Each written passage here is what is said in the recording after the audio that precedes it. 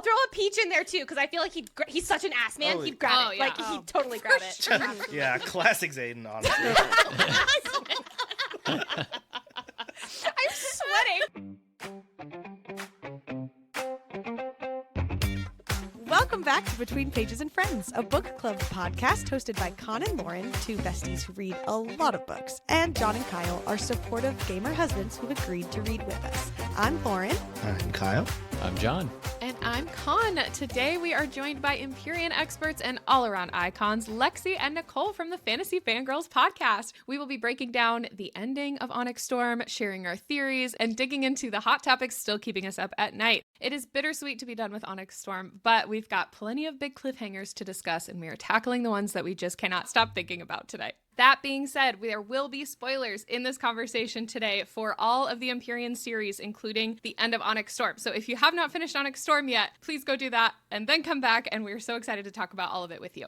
If you're enjoying the podcast and want to be part of the community in between episodes, check out our Patreon. For $5 a month, you can be one of our book besties, join our private Discord, read with us on our monthly book club, join us for exclusive live events. For $10 a month, you can be a member of our Found Family and gain access to early episodes, merch discounts, book recommendations, monthly giveaways, and so much more. You can check out the link below to join us, and we'd love to have you. Then come hang out with us in person with the Fantasy Fangirls this August at EnchantiCon 2025. EnchantiCon is a brand new expanded fantasy convention from Mischief Management, the same amazing event company that created LeakyCon and RomanceCon and so much more. You know it's going to be incredibly special from start to finish. The four of us will be attending as event influencers and host the Throne of Glass Fandom Foundation's session. We would love to meet you there. You should use our code FRIENDS15 for 15% off your tickets at EnchantiCon.com. And lastly, the best way to support the podcast for the low price of $0 is to write a review on Apple Podcasts or Audible. It only takes a minute, but it helps more listeners find us and keeps this little book fam growing. Here is a recent 5-star review on Apple Podcasts from our new bestie, Mother Nerder, titled, "You Wouldn't Understand, It's a Secret." Love this podcast so much. I started following Con and Jon with their React videos and read through Throne of Glass for the first time along with the podcast. I love laughing along with all the jokes and references. I finally feel seen with my love of New Girl and The Office. Y'all have inspired me to start my own fantasy book club where we chat about our read and do crafts, and now my husband is reading and listening along with the Fourth Wing series. Y'all are awesome. I can't wait to see what you do next. Wow. Thanks, That's Mother amazing. Nerder. That's Thanks, awesome. Mother Nerder. Oh my gosh. I love that so I much. love that too. Thank you, Mr. Mother Can we Nerder, come? for Yeah. reading with us too. Father Nerder. Father Nerder. Mother Nerder. Yes. And now it's time to welcome Fantasy Fangirls Lexi and Nicole. Lexi and Nicole, welcome to Between Pages and Friends. We're so excited you're here. Thank you for having us. Yes, thank you so much. I feel like this has been a really long time coming. Yes, I agree. I also feel like we're already buds because we watch your videos on social media pretty regularly. So I already know you all. That's how we feel about you. Yes, that's My husband awesome. says hi. He was not my able to husband say does hi. Yes. Hi, Brad. Hi, Jake. That's so fun. Yeah, we're super excited to just dive into the conversation. So we just love for you first to introduce yourself and your podcast and all the things you do. Older sister, do you want to take it away? Sure. I'm putting you under the bus because I need to think about it. We need to think about what do we do? So we are Fantasy Fangirls. We are two sisters. I'm the older sister. Nicole is the younger sister. And we have been podcasting since September 2023 when we started with Fourth Wing. And to our absolute astonishment, it blew up literally overnight. So it has been building a rocket ship in mid-flight ever since then. We are very fortunate for it to have become our full-time jobs, but more than anything, this community that has grown around it and just this bookish community in general is the absolute best. Just being able to be part of it is so special. We've covered Fourth Wing, Iron Flame. Now we've done Onyx Storm. We just finished up with that. We did all of the ACOTAR books, all 5 of those. It took us 11 months last year. That was the majority of our year. And then just a few weeks ago, we started Spark of the Everflame. And so we're going to be going through the Kindred's Curse saga by Penn Cole. She's also pretty involved with us. So we have some awesome. great conversations with her. She does a few little videos where she pops up and answers our questions. She and I were texting about Lexi having an Android the other day and ripping her Yes. a new one for not having I an am iPhone. not allowed in their group chat because I have a green bubble. I mean, that's kind of fair. That's amazing. has an Android, I have an Android, and if we don't each have the exact same kind of phone, then if we send each other videos of the children, then it's all grainy, and that's true. Sorry, Nicole, that's more important. Yeah, your family is more important. How dare you? But yeah, so like that, I guess that was more of like our journey, the most basic, simple version that I could share. But yeah, so like, and we love deep diving these books. We love the community around it. We love hanging out and talking to people like you. And yeah. So I guess speaking of the journey, what has that journey been like? What's your favorite thing about doing this together or with your other family members as well? I have two different answers for what's our favorite thing, because there's I'll call it more behind the scenes, because as you all know, being podcasters, there's so many hours where it's just spent with you and the other people on a screen like no one else exists.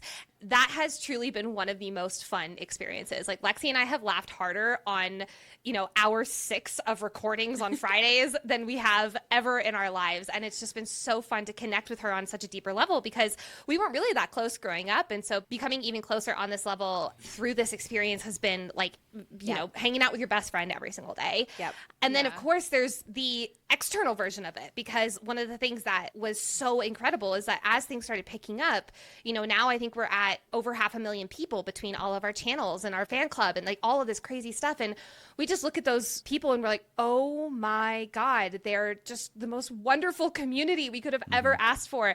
They're fun, they're funny as hell, and they're just so welcoming to anyone who's new in the book community, because as you all know, people find these books every single day and then they're like, oh my God, I didn't need to read self-help for 40 years and that's how I would find Nirvana. It turns out it was actually in a dragon book with, a shadow daddy. And that has been so fun to welcome them into this community with open arms. So I'd say there's no one answer, because those are truly the two biggest answers of like what has been our favorite thing. Yes. Following up on that too, I'll say a big surprise has been for Nicole and I as we're working together. We have never ever contemplated working together before. No. Nicole was an entrepreneur. I was climbing the corporate marketing ladder. Like, they did not speak to each other. Now that we're business partners, it is so amazing how yin and yang we are. Like, what Nicole is really good at, I would run in the other direction. And what I'm really good at, Nicole, that's not her specialty, right? That was a very nice way of saying I hate the red pen and the editing, but yes, thank you. And so it's so much fun that, to our biggest surprise, we complement each other on a business partner level so well. And it's been really, really fun. Our parents are we're all a really close-knit family, and they just love seeing this journey that we have been on together, and the pride that they feel too is really cool. And they have now since, or at least our father has read the books, and yes. I think he's about to start Onyx Storm. He just finished Iron Flame, and we got a text message from him the other night that was like, okay, fantasy fan daughters, fantasy fan dad needs someone to call him and explain what the hell just happened at the end of Iron Flame.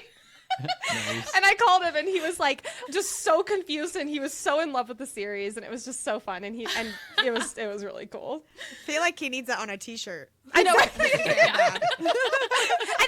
think he does have. We have a fantasy fan dad shirt for him. We have a fantasy fan mom shirt for our mother, and because they we wore gave it that to them for our live show. We had a live show in Denver, Colorado, and it was so amazing. Awesome. Yeah, and our parents joined and were there, and they had their special fantasy fan parent shirts. It was quite the experience for them to watch their daughters talk about sex in front of 300 people. That was very fun. Yes. Oh my gosh.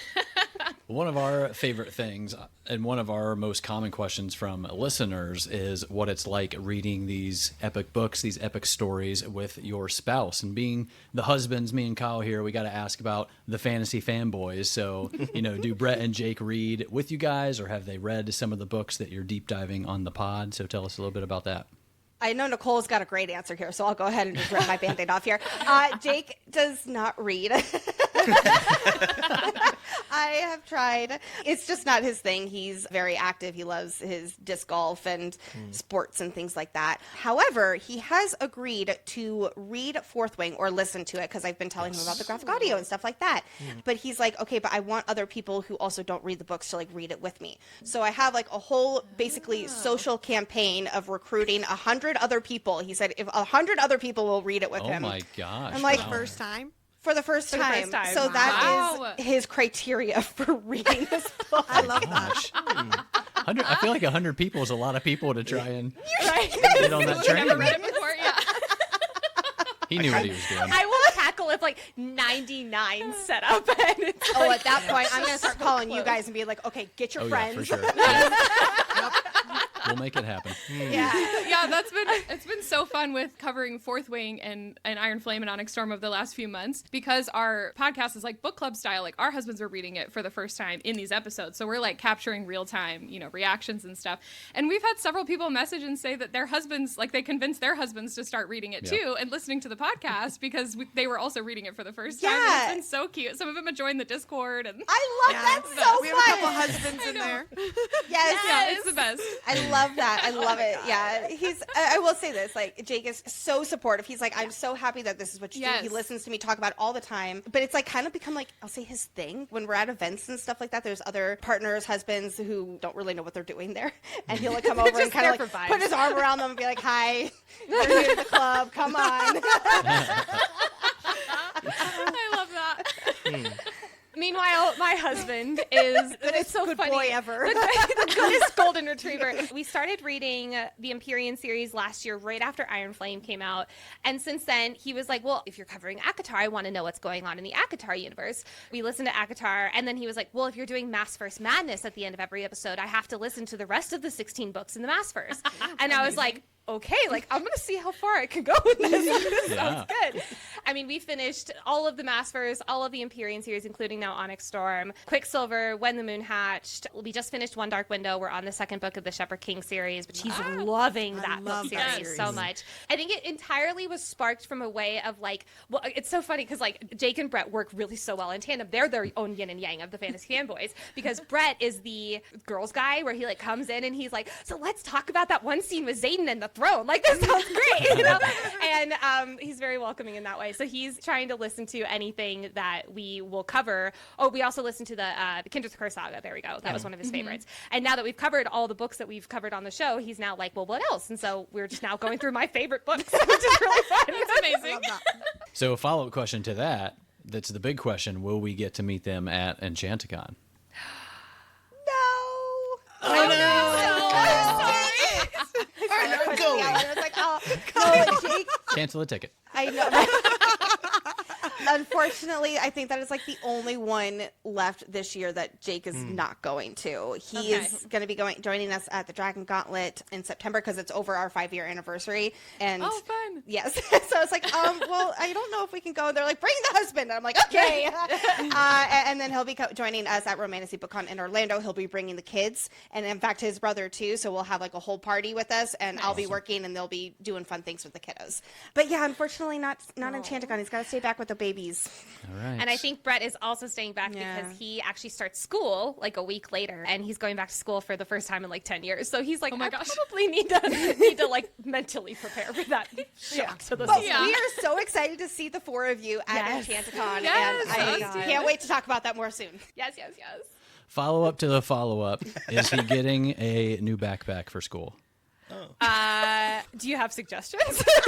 No, I was just curious if he was, shopping around. Pack him a little lunch. And or lunchbox. Yeah. What's he getting? Oh my What's God. he getting into? You'll have to let us know. The lunchbox would be the most adorable thing ever. It'd be the most on-brand thing ever for that. Can it be sweet like boy. a golden Like an retriever? ACOTAR lunchbox or like a Fourth Wing lunchbox or something. Yes. It'd be so cute. He'd honestly probably have a lunchbox that says like Luther's good girl or something like that. That would be his vibe. I love that so much. Love him. Okay, well, we will be talking about all things EnchantiCon near the end of this episode. But for now, we're going to dive into the Empyrean series. So you said earlier you guys had just finished 12-week deep dive, which is wild, over Onyx Storm. And you got to interview Rebecca Yarros earlier this year, which is so cool. So jealous. Yeah. So could you tell us about your experience meeting her? Yeah, it's kind of funny because we had this, I'll call it parasocial relationship, like a very like acquaintance parasocial relationship. Like we DM and all this kind of stuff, especially in the lead up to Onyx Storm. She was really great with sharing behind the scenes of like, hey, this is a leaked spoiler, or hey, this is an actually authorized thing. And that was really, really helpful so that we weren't promoting things that were leaked against her word. So we had this experience with her that way. So by the time we met her, it was like, we've seen her so much, but then you're in her presence and you're like, oh my God, it's the mother herself. Oh my God. And She was so kind. Like, we even, because we got there like 2 hours early. Go for it, Lex. Yeah. Well, I was just going to share the story. So we got there early, and we go inside, and there's like the 2 different green rooms behind in the backstage, and we're all hanging out back there. And so like her and her family came a little bit after us, and they were in the other one, and we really wanted to be super respectful. It was her last stop on the tour. We knew she was tired. A lot more family was going to be with her this time around, so we wanted to like not be like too overly enthusiastic, but also like hi, Like, hi, we'll be talking to you for an hour on stage, So once we all did go into her room, and like we're all kind of hanging out and stuff like that, and then Nicole and Brett had to go and do something.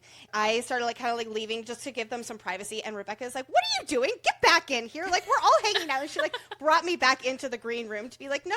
Like, we're all one big family here. Like, come hang out. So that was like really warm and welcoming. And I don't even know how to explain it. She was so nice, and also really fun to talk with her in general, not just about like exactly what's happening in the books, although we did ask a few of those kind of questions too, but also just being able to tell her face to face without a million other things going on how much this has meant to us. She and her sister were asking about our journey and kind of sharing a little bit of that. She and I connected as moms, and stuff like that. And we spent like 2 hours with all of them backstage before the actual interview started. She is the same person on stage as she is off stage. Like, no different. She is so grounded and funny. Homegirl is so funny. Her husband too, Jason, is absolutely hilarious. Yeah. Jason told, because she very respectfully, she's like, I don't watch any of your videos, I don't listen to your podcast, and we're like, that's so fair. Yep. We would never want you to feel pressured to do that. But Jason's like, I've watched some videos and I've laughed at your theories, and I'm like, thanks, Jason. Well, it's quite the form of entertainment for me. It's like, cool, thank you. Yeah. What a wild position for him to be in, though, to like probably know all these like pillow talk type secrets. Yes. Oh, one of the things that he was mentioning, he was like, I saw your video on Violet's second signet being an intrinsic, and how I was dying on that hill. Dramatic death, like, take me away. Like, I was so certain. And he was just laughing his ass off at me because he was like, yeah, no, that's not real. He was very respectful. You know what? Actually, hold on, because you ended up winning the bet that she was an intrinsic, and we have evidence. Well, not like actually on paper evidence, but her husband made fun of you for thinking it was that. You know what? You should bring that up in Orlando, Lexi. You should tell the ex-military man this. No, he's wonderful, but he also kind of scares me, and that's a good thing. He's a teddy bear. He's very sweet. Well, I feel like you kind of already answered this a little bit, but like, do you have any behind the stage, off the record questions that she answered that you could share? For the people who want to know. Yeah, she did turn to us at one point when the room kind of had fizzled out for a second. She goes to us and just goes, so, what off-the-record questions do you want to ask me? And I just, like, dial tone. Yeah, like dial tone. It's like, we were not expecting this. Oh, my God. What can we share off of that? I will say this. There was nothing groundbreaking that I beg would have to been... differ. I mean, like, as far as, like, what's coming up in the story, okay, like, yeah. people are like, what do you know about books 4 and 5? It's like, trust us. Like, we even asked her a few questions. I'll say this. One in particular was about what Violet did do when they were, like, taking apart the runes, like, nullifying the runes at the beginning of the book with the Beskayeth Wardstone. And we're like, yeah, so, like, what happened to that other one that she just nullified? And they're like, oh, that was probably bad. And they just kept moving. She's like, now, why would I answer that question? It's like, all right, then. So I asked that last night. Yeah, and there were a few other, again, like, there weren't that many in general, but, like, there was one or two that we did end up asking on stage, and I was way too impatient. So, yeah. Another thing I was willing to die on a hill for was if Varish was a Venin, because I was convinced Homeboy was. I was too! And she said, no, he was not. And I asked her, are you sure? She was. The author was. Yes, She was the very author sure. said she was sure. She was very sure. Because I was so surprised. I was like, no. Yeah, we had quite the reaction to that one. She's like, yeah, some people are just bad. He is the literal worst. Yes, indeed. Well, obviously, Onyx Storm left us with a lot of questions, but before we get into those, what were your initial impressions, maybe on like your first read of Onyx Storm compared to your post-deep dive thoughts and feelings? So we went to a Onyx Storm midnight release party. We were able to host one with Barnes & Noble here in Denver. And then Lexi and I actually rented out a hotel room, and we just read throughout the entire night. We're so extra. But also we needed a room where it wasn't babies. I needed no children because I learned my thing. lesson from Iron Flame, and it took me like a few extra days, and it was coming literally right up to our reactions episode recording. Yep. And this time around, it was like, okay, I need no children around. Like, we just need to hunker down. Yeah. Well, so we were able to read it and, like, you know, slam the book shut and, like, scream questions at each other at 3 a.m. So I'll say, like, the initial reading of the book was like, what? Can I cuss, by the way? I think I've dropped like 3 F-bombs, but just making sure. We're like, what the fuck is going on? Like, none of this makes sense. We were so stressed about the end of the book, especially because we were like, people will not know what this means, and they're going to be like, who do we need to go to explain this? And it's going to be the Fantasy Fangirls. And I was like, I need a Fantasy Fangirls for this. I need it. Yeah. But it was so fun to read that in that, like, very condensed, just the two of us manner. It was such a good time. And then going back and doing the reread was when we realized just how many Easter eggs, just how many things we didn't even catch on the first round. Anything to add there, Lex? 'Cause that's all I think as far as like our first read, a big takeaway that I had was it felt like there was a lot of just fun in the book. Yes. Like there was a lot of very seriousness, but there was like, especially with all the Isle travel, it just felt like she was having a great time writing this. And I agree with you, Nicole, like the final 100 pages of it, the first read through, I thought it was great. It was definitely one of my favorites already. And I was also like, I got to, reread, re-listen to that to understand what in the world was happening. And so on the deep dive, it was fantastic to be able to parse through all of those little details and kind of create a bunch of different connections and then be able to create, like, have theories from that too. I just, like, am so happy about Papa Sorrengail's research. Like, that was that was my thing for 2 years, that I was going on and on about that and the Second Crowland Uprising, and to be able to just enjoy that on every possible level from the first read to the deep dive was my favorite part. One of my favorite parts of the night of us reading was when we got to the moment where it was like, Justinia was like, there's this connection in the Second Crowland Uprising. Lexi's like, and she stands up and throws her book down and goes, I fucking knew it! And it was all like whisper shouted because it was like 4 a.m. It was so funny. Oh my God. Well, sort of a follow-up to that question, and you talked about like you guys reading through the book in a night together. Is there one of you who is like the faster reader, who's like, I need you to pick up the pace so I can talk about this? Or is it like pretty even? Yeah, I am a faster reader than Nicole, and by so a country mile. And so in order to prevent me from reading ahead and spoiling things for her like I did with Harry Potter 7, she'll never let me live that down. Never. So we actually listened to the audiobook as we were reading, so I couldn't read that far ahead because I was like trying to stay paced with the audiobook. And so we did have it like cranked up to like 1.7 speed or something like that. So it was kind of like just like having, but it was like our way of having to stay reading it together. That's fun. It was my took stipulation. me a while to get into the groove with that, but yeah. Solid stipulation though. Exactly. Thank you. Because I would never forgive her if she was on the other side and be like, they're married, and Imogen wiped her memory and closed her book and went to bed. I would never do that. I'm really bad. I get so excited sometimes, and I say something that I didn't think was a spoiler, and it is a spoiler. Like Hedwig dies. That was different. That was 18-year-old Lexi, okay? It's like that clip from Modern Family, though, where they're like reading the book in the same space, and one's like, and they're like, well, now I know I'm going to gasp in 2 pages, or whatever. I totally get it. Exactly. Lexi, do you find that you miss any details being the faster reader? I don't really think so. I think, okay. Just curious. Actually, I'll say this. If I am listening to the audiobook, that's definitely a very different reading experience than when I'm like reading. When I'm reading, it is fast, but I definitely absorb information, I think, a little bit better. And then when I'm listening to audiobook, doesn't matter what the speed is, it's like I'm just kind of along for the ride. So Yeah, gotcha. Well, and I'll throw this out. Lexi was the one growing up. She like did the AP Lits. She did the like super high intensity creative writing, all this kind of thing. She went to the Smarty Pants camp, and I was the one who used Spark Notes on a good day if I even read the Spark Notes version. So you liked theater instead. I liked theater. I liked talking. You're amongst lots of other theater people. So. There you go. Yeah, I served my time. I still am. I'm a choir teacher, so Oh, I'm really? literally doing that Oh all my the God, time. I love it. Well, having done the 3 books now, how would you rank them against each other after reading them and diving into them? You know, I don't think my ranking has actually changed from when I first read Onyx Storm to now. So it's going to be Onyx Storm is my favorite, and I think a lot of that has to go down to the world building, some of like the political stuff that kind of comes into play. I felt like on a first read, I totally missed that Halden is ready to wage civil war with Tyrandor, and it's like nobody seems to be talking about that here. They're just like, oh, Halden. Yeah, exactly. Basket Oh, bitch. you basket bitch. Yeah. So Onyx Storm first, as well as Violet's character development. And in that, I really love seeing her be the leader.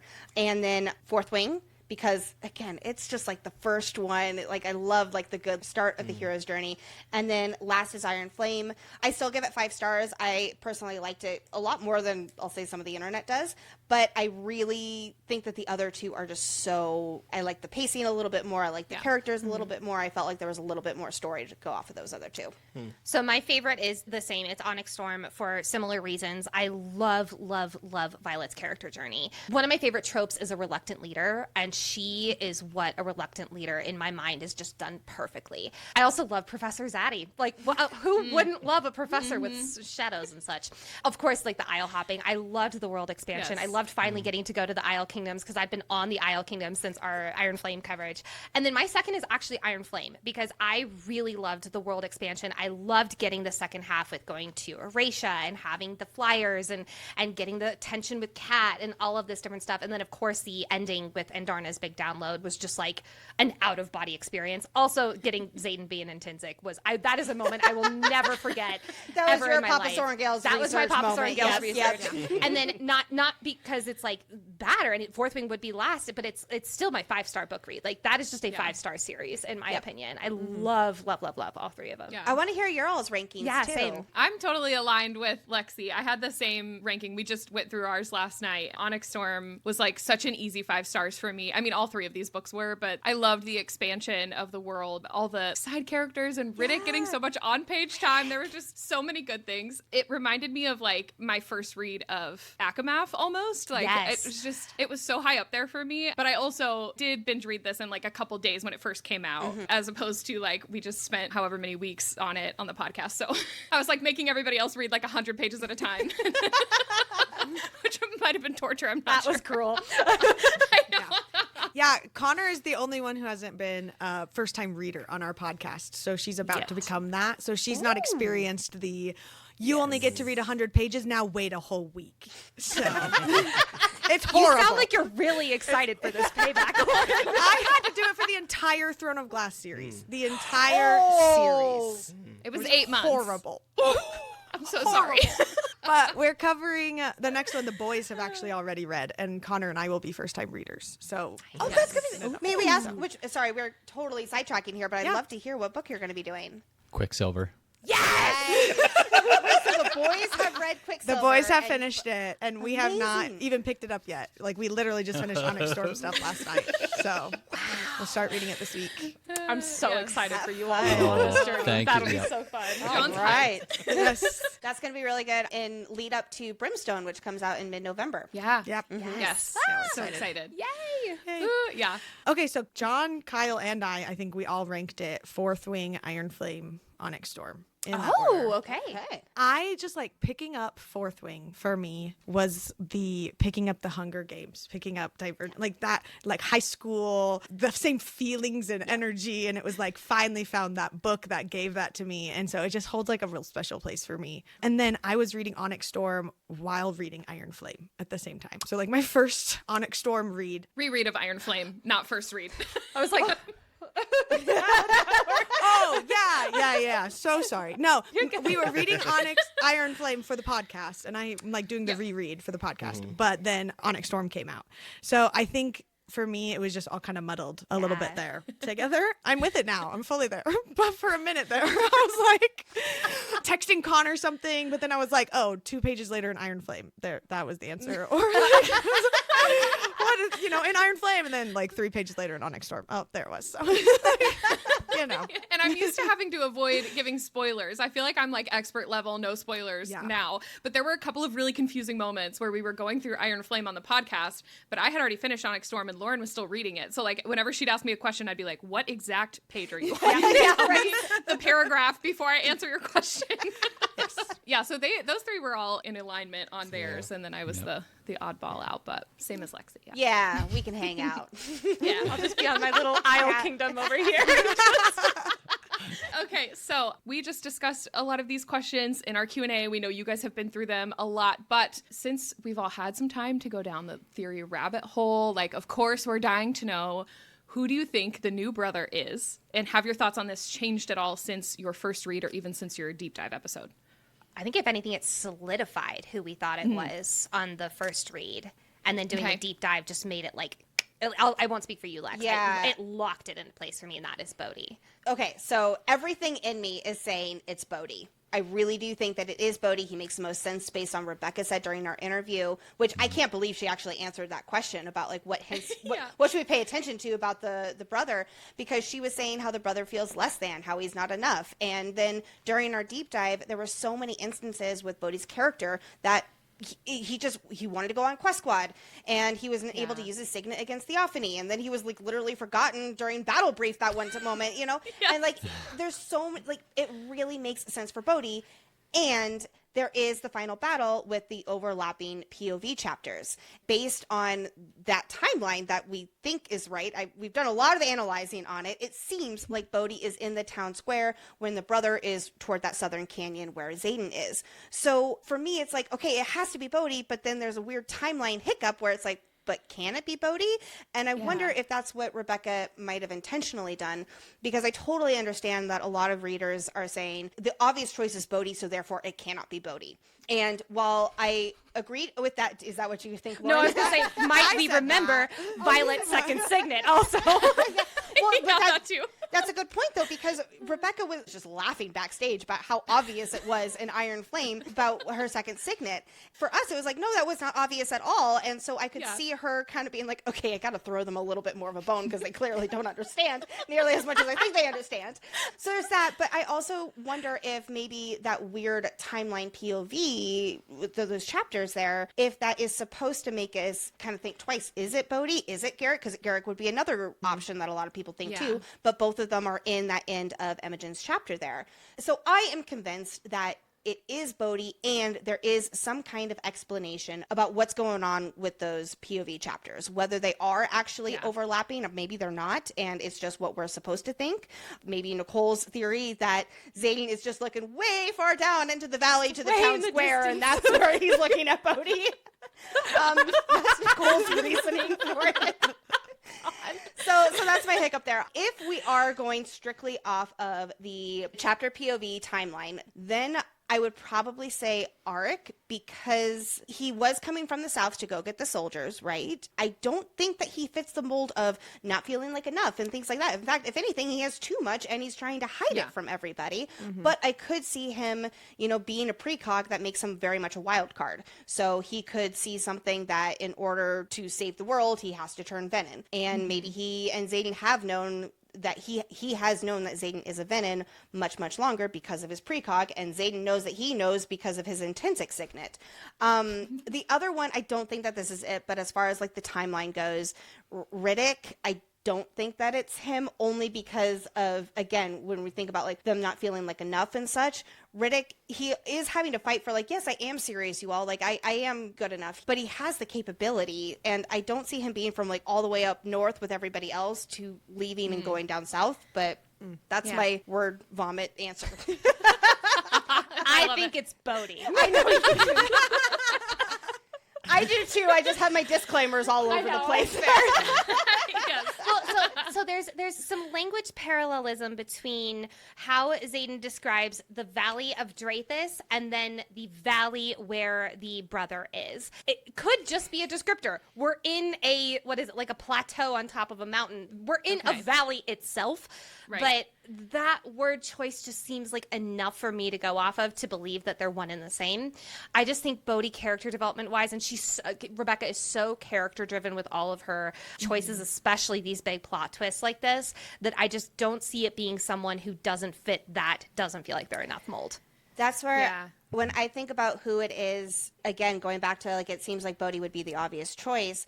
I would rather it make sense for a character, because it does make so much sense for Bodhi, than it maybe not make as much sense for the character and it just be shock value. I don't feel Which like... I don't think she does not lean into. I'd love to hear your all's thoughts, Yes, though. please. I mean, I feel like it's kind of what you said about Bodhi. Yeah? Yeah. For me, it is just but is that too obvious? Am I not looking into it enough? You know, like, and so then I question myself because of that. But Yeah, it's fair. We all have PTSD from the second segment. Damn, Second segment. Yeah, I'm mostly leaning toward Bodhi too. I think the location piece of it is what's making me not feel like 100%. Yeah. I don't see Garrick character-wise not feeling like he's enough, but obviously at the end he's close to burnout. He can't walk again. He wants to like find a way to help. Like I could see for maybe Imogen's character, because Quinn and Glenn just told her, you should tell him how you feel. Like she's having these big moments at the end of Onyx Storm, and she's been pining after Garrick for a long time. So I could see like her finally resolving to tell him how she feels, and then he's Venom or something like that. So for kind of her development or like tension in their potential relationship, I could maybe see it being Garrick, but I don't want it to be Garrick. I feel you on all those fronts, yes. Boys, who do you think it is? Generally felt like it was either Bodhi or Garrick. That seems to make the most sense with the knowledge that we have. Unless it's I threw out there, like, unless it's some unnamed brother that, like, we just don't know about that Xaden has or something. But other than that, I feel like definitely Bodhi or Garrick, but most likely Bodhi. Same. Yeah.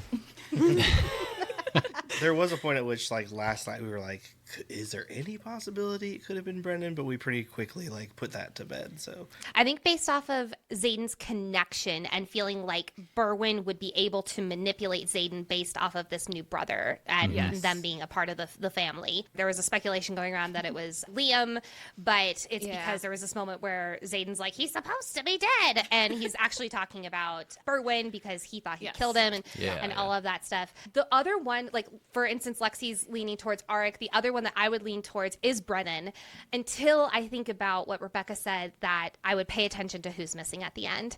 But it's like, knowing her, she could totally be fucking with us and saying, which ending? I don't know. Absolutely. Yes, because he's missing in the final battle, but not in the final chapter. So, All right. Next up, we have, what do you guys think happened to the eggs? And do you think the death of the elders is related to the missing eggs there at the end? Absolutely think it's related. yes, definitely think it's related. I think that the elders were trying to protect the eggs. I don't know. I like to think that Xaden, Garrick, and Violet formed some kind of plan to take the eggs to safety, away from the venom. Garrick did his distance walking and took them away. I've been wondering if they are going to Umbriel and they have some kind of like political ploy to get their help, because they know that now with Xaden essentially on the Venom side that he's not really a good guy anymore technically, and so that they need all the reinforcements that they can get. So it's like, okay, like it is worth, you know, giving up 6 dragons for this army, and hopefully they'll settle for 6 instead of 12. So I wondered that, but I don't know. The only other option, because I definitely see the good side of it, where it would be Xaden, Garrick, Violet, they all took the eggs. Somehow I don't love the idea of them killing elder dragons, but I'm sure there's a way that it's morally good somehow. But the other option I see is that a group of Venom took them, because we know that one of the ingredients in alloy is dragon eggshells.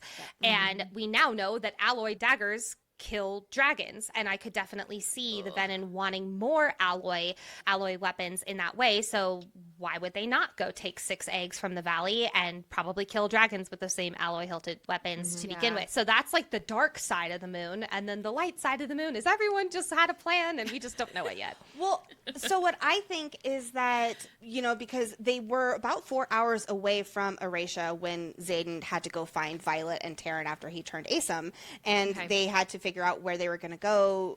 She agreed to marry him and all that. And so then they had to fly 4 hours or however long it takes Taryn and Sigale, 3 hours or so. Do I need to get out travel math? Please Lexi? don't do I travel can math have right now. I teed that one up, didn't I? And so that they went to Orisha to see the high priestess who owes Xaden a favor. And so they're already in Orisha.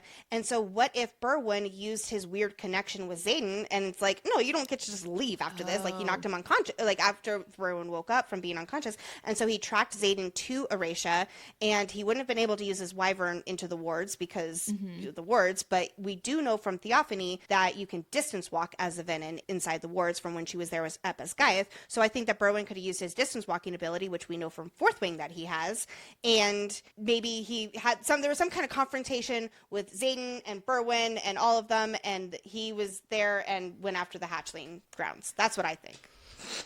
All right. This is why I was excited to ask you guys this question, because we did not get into travel math at all.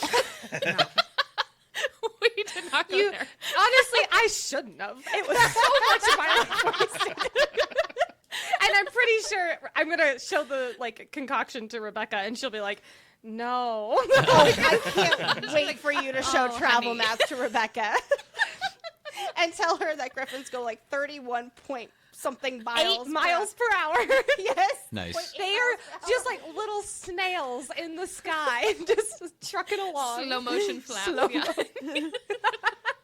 So I'm curious to hear with those thoughts, because I was thinking about that too, that Venin were the ones to do this, but I was curious if they would have seen signs of them drawing from the earth. Maybe if that would have been mentioned, we know it was Venin because we saw that there was, the desiccated earth or whatever. Drained land. I will throw out that because now everyone knows Xaden's Venin, they could just be blaming him for it.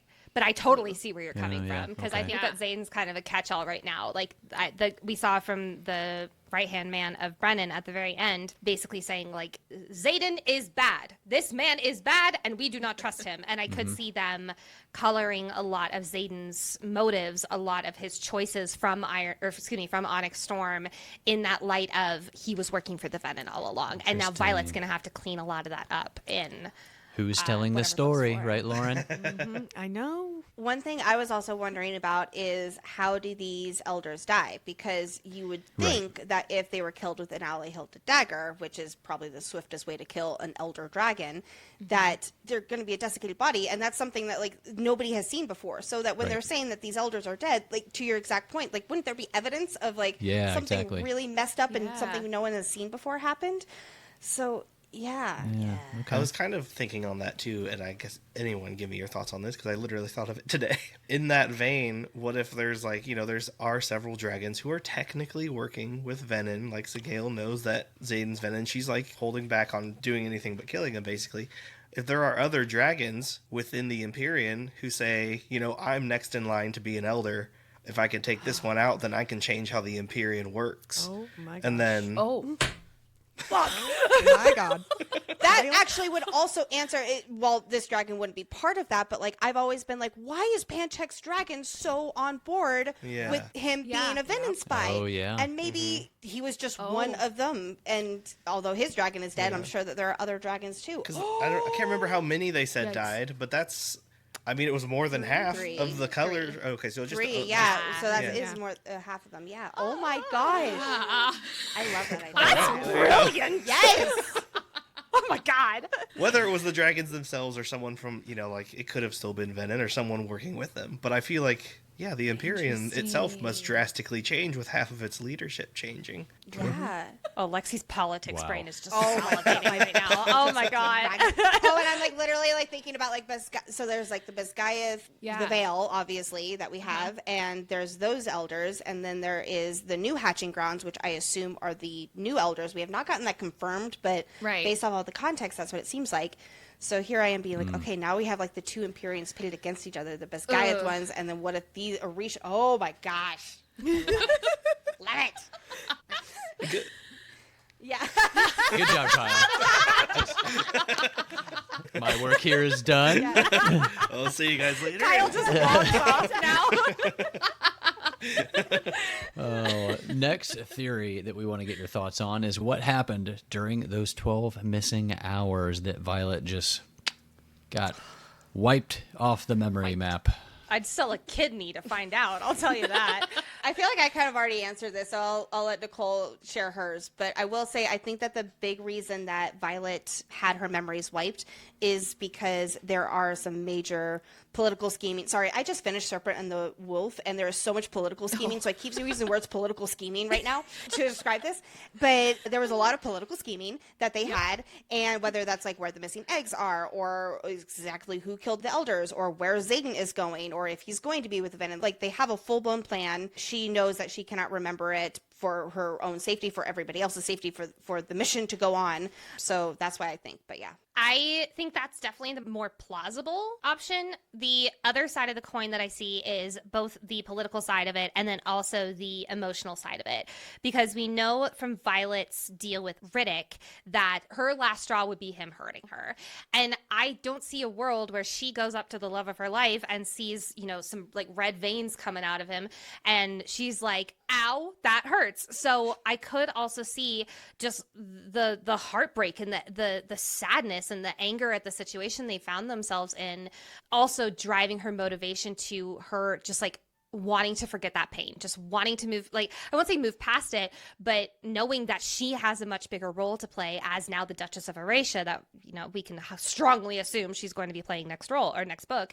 Yeah, I see it being that twofold, where it is definitely for the political seeming and the Tetris that they're roping in, but then also for the side of her where it's like, I cannot feel this. So what do you think happened in the 12 hours to lead up to that, her feeling that way? I think that it was a very, very difficult conversation between her and Xaden, where he was like, so this is the reality now. Like, I have to go with, I'm Rebecca Yarros will make this much more colorful and beautiful language.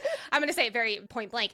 Like, I have to now go with Berwyn. This is now the role you have to play. That's another reason why I definitely think Bodhi is the brother, is because Violet is now thrust into this role of Duchess. So with that, I can only imagine the heartbreakingness of that scene. So I don't see that being a 5-minute conversation. I see that taking up a nice, like, you know, little chunk of time. Obviously, they get 12 hours worth? Maybe not 12 hours. I don't know. They can talk a lot, but I don't think it's 12 hours. I do not see in a Rebecca Yarros world where they do not consummate the marriage. I'm gonna say it. And then I think that's when they went to the hatching grounds, did the scheming with the 6 eggs, and then went their separate ways. And so who do you think killed the elders? You are avoiding the question right now. You mentioned Tarn on the podcast, and that was another reason why he's having to sleep and recover, and I can't get it out of my head, so I do think it might have been Tarn and Sigale. Oof. Yeah, that's not great. I can't wait to bet you on that. Oh, bring it, big sis.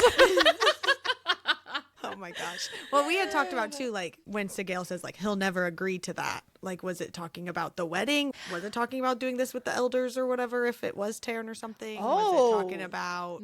I just automatically assumed it was Tarn agreeing to the wedding, but That's what I thought so too. you never know. What was the plan that Xaden had that she Yeah. said he wouldn't agree to? Because obviously then we know he's like asleep for a whole cycle of whatever that means. So obviously he went through something. We were also talking about, there were some people that submitted the theory about Tarn and Sigale agreeing to like break their bond or separate their bond so that Sigale could go with Xaden for however long. Maybe that was part of the reason that he needed to rest, sleep or it that was off. the thing that he would have to agree to. I feel like we don't know enough about how that works magically or like logistically for me to be fully convinced of that. But that was one of the other, like, maybe. Going off of that, because I wonder if Xaden and Sigale did break their bond.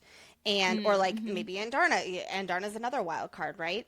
And because it physically hurts Sigale, then it automatically hurts Tarn as well, because we do know from Fourth Wing, when Tarn's other writer died, Naolan, or died, we don't know that, that's it was really tough on Sigale, and they both were in really bad shape, and so maybe it could be that as well on Tarn's side. Yeah, for sure. I don't want anybody's bonds to break. I know, me neither. Everybody should just you're live in happily for ever I know, I'm pretty sure. Yep. We hadn't talked about this at all yet, but I am really curious to see how much Arik was potentially involved in this 12 hours, because he keeps showing up. I feel like he had to know that this whole Onyx Storm situation with Xaden was going to happen at the end of this battle. Like, he keeps showing up right before something juicy happens, and he's like, here's exactly what you need in this moment. So I could see him maybe Bye. maybe showing up. Yeah, bye. we don't know if he was missing at the end or not. I feel like they probably would have made a huge deal about that if he was missing. So maybe he was there. But I could see him maybe popping in and being like, hey, you should probably do this. And then hopping back out and like going Typical back Arik to fashion, right? Yeah, going back to Ryerson House or something Yes. and being like, hey, guys. Yeah. I see him playing a very large role next book as, like, I'm going to call it Violet's advisor, because he is so, trained in the royals and the ways, and he obviously doesn't want it himself, which I definitely think he's going to be ending up King of Navarre at the end of this book. Yeah. But I totally see him in a world where he is another reason why I don't think he's a brother. I think his character arc makes so much sense in Erasure in that way. Yeah. Now you have me think I think that he will definitely know about what happened in those 12 hours. When we had asked Rebecca, I'm trying to think what the wording was, but she said something along the lines of there were more than just Xaden and Violet there at the wedding. Yes. As far as yeah. who could potentially tell her. That was all she said. But yeah. So we can assume like Taryn, probably. But to Khan's point, what if Arik was there? What if Arik was there? That's true. Pop Probably. over to the wedding. Hey, everybody. Sorry, I'm crashing your party here. the rings, Jenny. You forgot me. Yes. See you later. Hops off on his dragon. We had this turned into like a whole bit when we were talking about this, about what her, like, something old, something new, something borrowed, and something blue would be. What did we decide? Something old was Taryn. Yeah. Something blue is Gale. Yeah. Something new was the new brother. I forget what borrowed was. The ring, maybe? I don't know. I could see the dagger was borrowed from the temple itself. I thought it was just Xaden's venom power. That's a great point. Something stolen. Stolen. Okay, well, something Connor and I have done for as long as we've read books together is anytime a guy in a book, his jaw ticks or like he clenches his jaw, we always say, cheers, like drinkies. Like, Turned it that's into a like drinking our game. drinking game. So we've had that running this whole entire time. Every single time a jaw ticks, we have stopped in podcast to take a drink. And so this is our honorary drinkies moment. So if you have your drink next to you, everybody, this is your moment. Cheers. Stay hydrated. As I drink my coffee, the literal dehydration. It's like a nice refresher in the middle. It of is. the Water in there. Yeah. There's water. Exactly. That's what I always tell myself. Hot bean water. Okay, so what are your overarching thoughts on how book 4 and 5 will go? Who do you think will end up being the true big bad of the series? Because I feel like we keep being like, it's this person. Oh, okay, just kidding. It's not. It's this person. Okay, it's not. And they're dead. Yeah. Yep. I think we're both very much on the same page with who the big bad is, which is General Daramore. He was the yes. So General Daramore was the leader of the Baron's army back during the Great War. ago. Yeah, 600 years ago. Yeah. He was the one who led the charge, invading the rest of the continent. And in all of Navarre's records, he has never actually been labeled as a Venin in any records that we've seen on the page. However, all of Navarre's records are talking about General Daramore and how he led the army. And then with Orisha's records and what they're talking about, Pormil as well, is that the Venin attacked and they invaded. So there's a lot more supplemental evidence to all that, but put two and two together and you have General Daramore is a Venin. Theophany also kept referring to him. I have to take you to him. And if she's not the big bad, there's only a few who are faster than her. It's her mentor, so to speak. And we have it clarified that she is not referring to Berwyn. Yes. She is not referring to Berwyn because Berwyn is a lower level than her, even though he is a general. She said that there were just like rankings in the military like that Venin have. So we definitely think that General Daramore is going to be the big bad. He has been the Venin leader kind of lurking in the shadows a little bit as they reinvade everything. I also think that as we're looking at the power plays, I think we're going to get a lot more history on the first 6 and how it's going to apply to today. Like Professor Kaori said, we've never had a lightning and shadow wielders since the first 6. And I do think that there's a lot of higher power, whether it's the gods or the magic of the universe or whatever, at play here, where knowing that I'll say like maybe the most 6 powerful writers again, or the most powerful writers will lead the charge against General Daramore once and for all. So that's kind of where I'm thinking this is all going to be going. Also, Rebecca Yarros, she majored in history. She loves history so much.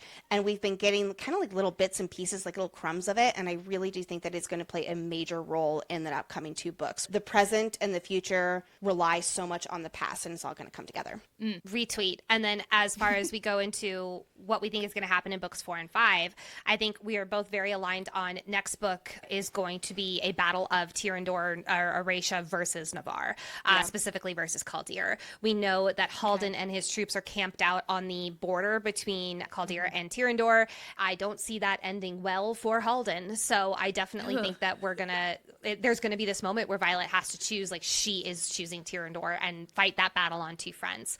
I do think next book is going to end with General Daramore or whoever the big bad is coming out into the spotlight and being like, I've been here the whole time.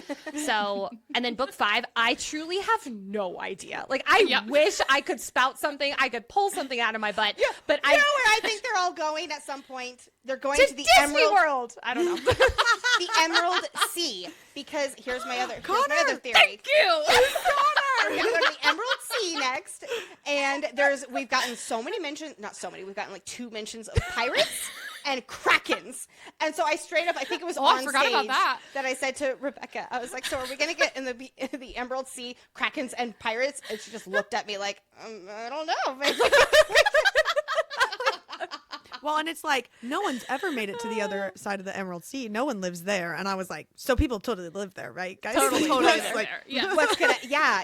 So as far as with Violet and Xaden, gosh, I have no idea. I have just absolutely no idea. Nicole, you don't think that he's ever gonna get cured, right? I don't. I think that there's 2 situations. One is that he never gets cured, and it is very much that learning to live with addiction. Because Rebecca has been pretty frank that the addiction to power for Venin is very similar of that of an addiction for our society, and how that's written is so mirrored. But like, does anyone ever get cured, quote unquote, of that, or do they just learn how to live with it side by side? The other flip side is that there is something that is like the love cures all, because there's this moment where Violet it's right before the chair scene in Onyx Storm, and Violet's reading, and she's saying, she's reading something that King Takaris gave her, and she says something like, that makes 3, and we don't know what that makes 3 means at all. So Lexi and I did a little sleuthing, and we looked at the chapter epigraph before the chair scene for that chapter, exact chapter. Yeah. It was an excerpt from one of those books that she would have. And it was a sage level Venin who went into a town and basically destroyed the crap out of it, with the exception of one house and one family. It's the man of that family saying that he was married to this sage level Venin. And so what we see that meaning, this like that makes 3, is that makes 3 instances of Venin at any level being in love with someone who is not Venin and saving them, protecting them, not hurting them.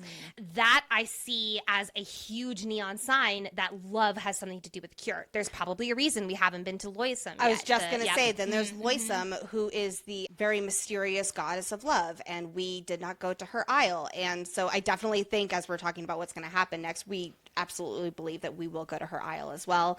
I don't want to say like the cure, because I don't think that it's going to be a one-shot cure by any means. I think that it's going to be some puzzle pieces all put together. And to Nicole's point about it maybe never being fully cured, I don't know if I think that maybe like there will always be like maybe like a little piece of him missing or something to that effect. But I do think he will be like 99% cured. Yeah, agreed. If that's possible in this world. So let's just put that soul right back in the body. Put that thing back right back where it came from, or so help me. Or so help me. So help me. So help me. Scene. Well, and that would go with how everyone's like, there is no cure. There is no cure. And there wouldn't be 100% cure in that. Yeah. And I've gone with that. Like, it's not going to be like an antidote, or some of the people who are trying to say some sort of concoction. Like, it's going to be some sort of God intervention or some sort of like a higher power / soul deep thing. I think that both of those are going to come into play. Yeah. And then Andarna, however she might come into the mix too. Yeah. I think she might be more for defeating the Venin than maybe for curing the Venin. I agree. I talked about this a little bit in our Q&A, but I'm wondering how much of that foreshadowing of like Venin destroying absolutely everything and anyone except for the one person that they love. I'm not totally convinced that that's going to happen with like Xaden and Violet, but I could maybe see it happening with like maybe Brennan and Naolin, if Naolin's still alive, and having like a moment like that.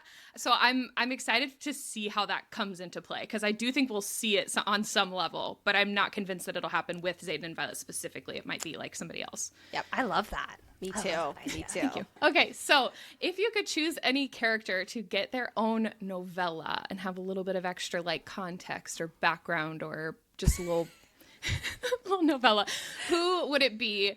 And if this is too cruel of a question, I will allow one answer for information and one for fun. Thank God. Okay, yeah, okay.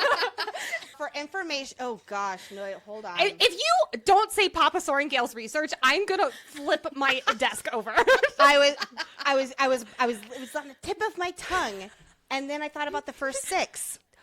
How about this? I'll say first 6 because that was mine. Okay, cool. Okay, we'll research. What are we at? Like a restaurant picking our food? Okay, you get this, and I'll Just a get flight this, of and we'll share novellas. it. Yeah, a flight of novellas. In that case, I will say Papa Sorrengail, and specifically his research and going around with the Isles and everything that happened with the Second Corellian Uprising and what he was digging up and all that. But I would also love to get more about his and Lilith's love story. There's a lot more that we just don't know between the two of them. So I want Papa Sorrengail's backstory, period, with specific focus on research. I was back and forth between the first 6, which I will go with for Lexi's sanity, Better or not take it back, no. I won't. I will say what my B plan was Andarna's story as to what the hell happened with her and Leothin during those 10 days, and just to know what that was. But I do feel like we're going to get that, so that's why I'm not going to go with that. I feel like the first 6 getting every morsel of that detail for sure. Yep. For fun, I mean, Riddick and his threshing story would be so delicious. Oh my gosh. That's exactly what I was thinking of too. Yeah. But we asked Rebecca to give us a little bit of insight into that, and she wouldn't answer that question. She said she might consider a bonus scene someday. Yes. So I'm going to hold her to that. Okay. You should tell her, Lex. Write it now. Put like a flashlight in her face. Tell me what you know. That's the whole interview. It's just like, we're not leaving until it's done. I'm not asking any questions. You're going to sit there and write. That was the day Nicole and Lexi got kicked out of Disney World. For fun, I actually, okay, this is the like romance lover in me. This is maybe not a novella. I want the entirety of Fourth Wing and Iron Flame from Zayden's POV. So I want 2 full books. That's Kyle's nightmare. Yes. He hates the reverse POV chapters. Really? I love them, but I described it to our community once as like, you can't give me a delicious apple. It's a good apple. And then I take a bite and then turn to the other side and say, ooh, bonus apple. It's the same thing from a different perspective. I don't fall more for about the definition of bonus chapter than the actual content. Here's what I will say.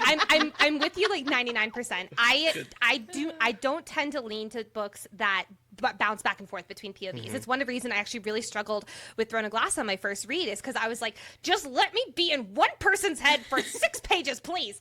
So I agree with you on that. And then but this is the route I love, where it's like you switch POVs at the very end, and then it's like, boom, here's all this information that you had no idea.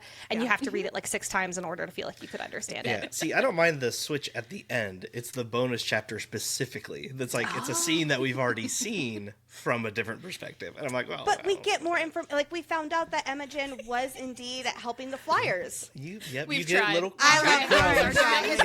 it. You get whatever. We still came up with a really cool theory about the ending, so we'll let it slide. Crumbs don't make a cake. They are from the cake. Oh my I did get my fun one.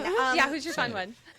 No, I don't want that, actually. I was going to say maybe like the adventures of Violet and Dane when they were younger. But you know what? No, I don't actually want that. I want broccoli. I'm like pointing to you like you can see me here. I want the adventures of Broccoli and Drake, and then to also get his love story with Mira. Yes, Because no, that's Nicole, good. I That's a do good not one. think they Yes, have big already fan. hooked up. Okay, a question for the council here. Do you all think that Mira and Drake have already hooked up, or have they not hooked up yet by the end of Onyx Storm? I hadn't thought about it. My gut instinct would be to say no, but now I feel like I need to reread it first before I answer that. No, that was the right answer. Because see, I think they shared her bottle of wine, got drunk, and that just released their inhibitions. And I'm like, no way, we are going to get that delicious tension on page, and someone is totally capable of carrying that bottle of wine around. I mean, I wouldn't, in their little but, claw. They carried the cat around, so. I would also hope that for 2 like practiced warriors with good metabolisms, half a bottle of wine's probably not enough to like Kyle. completely. That's a really good point. 2 warriors. I don't know if Because I mean, how much a half depending on the would bottle, that's like 2 glasses, like 1 each. be. Not everybody's like you and Brett Nicole. I was gonna say I'd be under a table. Same. Absolutely. See, that's, I have a higher resistance. Okay, so maybe that'll be related to this then. Who are you most excited to see more of in the last 2 books? Auric is one. Yes, I think Auric is definitely my number 1. I cannot believe I'm saying this. I think Dane is another one. I have come so far with my experience with Dane. Say Sloane. I'm really excited to get more of Sloane. That's good. Me too. Yeah. Auric, Sloane, Drake is another one. Yeah. Brennan. I'm not a big Brennan stan right now. I need Homeboy to kind of redeem himself a little bit, and I have a feeling it's going to be through the experience or through learning what the rune palm means and the story of Naolan and all that kind of stuff. So, am I most excited to see that uncovering? Yes. By redeem himself, do you mean say something. more than 2 things? Do something. Do anything at all? Do anything at all. So much build up Anything. that he was this brilliant strategist, and we got the Book of Brennan with all those you. epigraphs, and it was wonderful. And then we met him. Then he's like, Yeah. And so there have been some people who have, I'll say, pushed back on us about this in his defense, where it is that he was a brilliant strategist in Navarre. Bezgaeth, in Navarre's standpoint. Okay. And now in Orisha, like, he's essentially kind of out of his depths, where it's like, I don't know, for me, that should be a soft skill, not a hard skill, and you should just have good strategic leadership. Yeah. And No he's been matter there where for, you are. What, 6 years now? Or Yes. Been there a while. The ropes, He dude. didn't just You're arrive. not- Yeah. You're not onboarding anymore. By giving away the Book of Brennan, he was like, "Oh, I should have kept a copy for myself. I have no idea what I'm doing." I know Need that nothing. actually. can I have that back, please? You borrowed that from the library. Yeah. I need that back. Maybe like, yeah. So I would love to see more from him as far as seeing him be a strategist. Like, he's just kind of gets sidelines. He's just hasn't done a lot, like John was saying. Yeah. Yeah. I mean, he literally, for a strategist, shows up at the end of the last book. Is like, "So what happened?" Zane even calls him out, where he's like, "Dude, like, I'm gonna be mad until you give me an option that shows that you are what I hired you for." I am definitely paraphrasing that. Yeah. But No, that was it. Well, I guess sort of in the vein of who you want to see more of, who do you think we're not going to see more of? Who's not making it to book 5? I know Nicole's answer. I think Tarn is dying at the end of next book. I agree. Yeah. At the end of Dang book 4? it. At the end of book 4, I think Tarn Ooh, dies. okay. I thought he was going to die in Onyx Storm. Okay, same. I that was definitely an option on my bingo card. I'm gonna go with Reddick. I am very, very worried about our favorite boy because we got way too much wonderfulness with him in Onyx Storm, and Rebecca told us that a character we love is going to die in book 4, and I just really see that build up, like we're going up the roller coaster, we're all so excited, yeah, Riddick, and then we all die. Yeah. We all die. All die. Our hearts, Someone you love, final someone you love, including yourself. emotionally. See, I don't know about Riddick because we talked last night about how I feel like he's really only set up to be in an immortal danger if Xaden crosses that line. Because that whole big conversation, like, that is going to be his point of, like, making a big choice. But until then, I feel like maybe he might be okay. At least through book 4. Maybe book 5. I could see. Also, now I'm convincing myself otherwise after what you just said, but he really does have, like, the god of Zanal on his side. Like, that guy has been in so many almost death situations. So maybe he'll be okay because Zanal is with him. I think that he's one of those where it's like he's been not foreshadowed. He's like, he keeps on getting on the cusp of death. It's one of the reasons why I think Mira is safe, because Mira's my other one I'm very worried I know, you and I are so, I can't wait for the bets for book 4. I'm so excited. I think that Mira and Riddick are safe because there have been so much near close deaths for them. Whereas I'm not going to say the shock factor, but kind of the shock factor has been muddied a little bit after, a knife gets sliced across your throat. Yeah. Just my personal beliefs. I would be willing to say possibly or Imogen, because we just got Imogen. into their heads a little bit to like them a little bit more, and then Imogen is a good. I could see her and Garrick finally sharing their feelings and everything, and then she or him. I don't think either of them are making it out of the series alive. I hesitate to say hope, but I mentioned this. I don't even know if it was in the same book, but I was like, I would really like, and I use the word like lightly, to have a scene where Imogen and Garrick are on good terms. They're falling in love. And then Imogen gets hurt. She has a mortal wound. And Garrick's like, oh my God, no, I love you. And she's like, no, just forget about me. And just erases all his memories of her. Hermione her? Like he's And so he her? doesn't have to remember the love or anything. And then he'll just walk away being like, oh man, that girl died. That stinks. And everyone else would be like, you loved her. That's horrible. I am very Kyle. glad you're not writing book 4. Horrible. But I'm so scared because Kyle says offhand crap like this all the time, and then it happens. Calls everything. Yeah, that's stuff that actually Calls that would happen. What do you think? I would love to discuss if Riddick is a Venom or not. I feel like I have done a ton of research. In my initial read, I felt like Riddick might be Venom. And then doing my research and stuff, now I'm kind of, I don't know anymore. So I just wanted to hear your take on that theory that's out there in the world and if Riddick is a Venom. We don't think so. I'll go ahead and say that. I totally see. In fact, I think it was even episode 1 that I went through the theory, because he does. We even said as we were reading, it's like, why is Riddick acting weird? He's being very sus on the page. Yeah. I'm going to debunk this theory very, very wonderfully. Is that okay? Yeah, that's right. I say that as I say he might be the new brother. But from the beginning, I definitely see that. It comes to the wyvern freezing, because I know that at the very end of the book, people were like, oh, he drained the wyvern. We do know from Theophany that wyvern can't be drained, because that was how Violet jumped up on the wyvern to save herself from being drained by Theophany. And with everything about how Riddick was doing the orange and the freezing and all of that. So I do think that was him freezing the wyvern. And then also the wyvern falls from the sky and then cracks into a lot of little pieces on the ground. it cracks. So, Cracks in half, I think. But yes, something it like cracks. that. Yeah. But the way that he was so suspicious, or not suspicious, but just being really weird about going on Quest Squad and all that kind of stuff. And I do think that it was him being a character who just really, really cares about his friend. And he really does want them all to be together and stuff like that. And then I know that when he was getting slashed by the cook, and it was maybe he actually did bleed, and that was that. And he just had to pretend it wasn't, because he is a Venom. Well, if he was that part doesn't hold on. No, it's that he wouldn't have bled. That he got stabbed, but he didn't bleed. That's, yes. But it's just his coat or whatever. Yeah. I hate It says Just his coat or something. I feel like I remember reading that and having something to say about that, but I don't remember now. So I will give. Convenient. I'm just kidding. He must be Venom.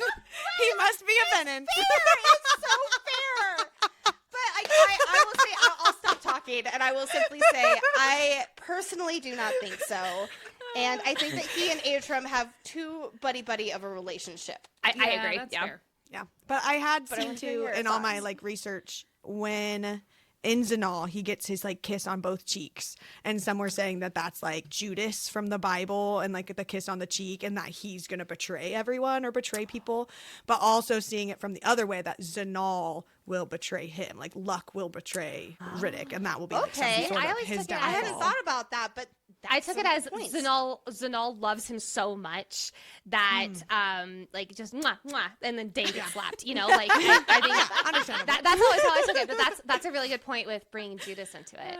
shoot, that goes back to him potentially being the new brother with betraying. I also said that at the end, that he could be his brother. I'm I love Riddick so much, and I hope I'm wrong, but I'm really leaning towards him being Venom. So I can't wait to read book 4, and if he is Venom, we will message you and be like, fuck it, Lauren and Kyle are just calling shit. My super like unhinged theory for him is that he just is Zenal and his human form being like, this war seems like fun to be part of. Yeah. Well, and like in like a very Throne of Glass type thing where each one of them maybe is tied to a god or something like that. Yeah, All the exactly. players That's back in what the I'm unfinished thinking, game. Yes. Because we've tried to tie that to like each of the colors of dragons. Each isle color matches a dragon. Each, like there's all sorts of potential little connections with the parallels. gods and stuff. Yeah. Yeah. Maybe he is Zenal. I don't know. Do you think that there is a seventh god since there was a seventh breed of dragon that no one knew about? Or do you think Or that an we are original only at 7, 6? not an original 6. No, I do. I did think that there could have been an original 6, original 7, and I was wondering if General Daramore was the 7th. Was the 7th, and yeah. then just like We had said yeeted that out too. of there. I never thought about it with a god though. Oh, I like that. Because she waited until book 3 to give us the 4th or the 5th and 6th. Yeah. gods. So I don't know. And assumingly that there's 7 isles, thinking that there's 6 isles actually serving a god, and then And wherever Deverelli the that doesn't other serve isles- any. What if yeah. Deverelli Yeah. used to serve a god and then they decided to write it off of history and be neutral? Oh. I love that. Interesting. Purr. That's a nice god purr. That sounded really dirty. Let me on here. That's so funny. Who gave me a microphone? I feel like that would definitely lose them a lot of favor with that god to just write them out of history, and the god's like, okay, fine. Really? Maybe the 7th god went to the Venom side, you know? Ooh. And that's where the That's true. barons wouldn't really work, actually. Okay, so do you have any like headcanons that you hold as total truth but have like absolutely zero weight to them whatsoever? Lauren, do I ever? Well, I will say the one that we did have was Varish being Venom, and then the author debunked that to us, so... Well, in all my Riddick research and stuff, and it was saying like when Varish gets stabbed, he does bleed as well. Yeah. Like That's which true. was Oh, yeah. part Oh, of yeah, that yeah. with For me, it was all the wording around soulless and soullessness, and like his literal dragon being named Soulless. And all he of got that. killed with an alloy-hilted dagger. Right. Yeah, Yeah. but Yeah. no, I guess he didn't Rebecca was like desiccate, sweet though. summer child. Yeah. That's true. He would have desiccated. Ah, Yeah. Damn Those daggers probably would kill true. normal people too, to be fair. Oh, that makes sense, Kyle. Yes. To normal people, just like one of those collapsible daggers. Like, you're good, you're not venom. Didn't work. My headcanon that, like, I don't even know if Rebecca Yarros herself could convince me of otherwise, is that the Signisan students in Besgaiath, or just the Signisan in general, are somehow, some way connected to the Venin. There is a reason they were late. I am not one to condone tardiness. Like, this is not okay. And they had to have been late to the school for a reason. And then there's all this teasing that the Venin aren't going up into Signy. I don't have my notes in front of me, but basically it is that Signisan equals bad connected to Venin. They're very lax coming into classes late and everything. Even when Jack Barlow came back to classes and they were like, we're just going to shove him into classes. And I was like, he missed the first semester. What do you mean? He should be in remedial. You know what? This is totally not the same book series, but in Harry Potter Chamber and the Secrets, how did the people who were petrified, like early on in the school year, keep going in the rest of their school years? That's a I feel great like question. everyone but Hermione would have been fucked. Yes! Anyways, like, because Hermione's Hermione had to use the She'd little been time fine, turner yeah. to like double up classes and catch up. That's true. Also, as far as missed a I know, though, semester. Hermione's the only one. And I'm pretty sure Hermione may have been the only student they were actually grading. Like it was some weird experiment. And everyone else was just like, yeah, we're wizards. We don't give a crap about grades. I guess my headcanon would probably be about General Daramore. Like, I have to realize that has not been confirmed whatsoever. So No, Connor brought I up love General it. I'm Daramore here. last Yes. night, and I went, Yeah. who's General Daramore? Like, I was like, what? She's like, exactly. She wants you to forget. Yes, I was like, she wants all of us to forget about, because I forgot about him. And then when we were going through theories and stuff again, I was like, oh yeah, he's been lurking. he's lurking. He's a hard lurking for sure. Yeah. Oh yeah. So, in our podcast, I sort of started this running segment where I utilize my counselor background and training to like analyze characters' rough moments specifically, and I call it the Red Flag Diary. I've got a little It's book amazing. that I keep it all in. oh my gosh, Is that literal red flag diary? Yes, and it has all these notes about everything that Zayden did that was a red flag. Kyle, I need you and my husband to be best friends. I'm looking at this, I'm like, this is Brett in a nutshell. Oh my God. But if you had to write your own red flag diary segment, what's like a particular moment where you were like not having it, definite red flag? Are we excluding the walking red flag that is Halden Tari? If you want to use Not it, you off the definitely table. can. Yeah, sure. Then Halden Tari existing would be my walking red flag. Can I say Dane in Fourth Wing? Okay. Oh, yeah. Yep, that was sure. one for sure. That'd Dane be in I Fourth picked on Wing. a I lot. know he had his reasons. I know. But yeah. Yeah. That was one of the things, too, that I picked up on pretty early, where, like, he was like, oh, yeah, I can touch people's faces and see their memories. And I'm like, why are you letting him touch your face so much? Like, he literally so told you what immediate, he does.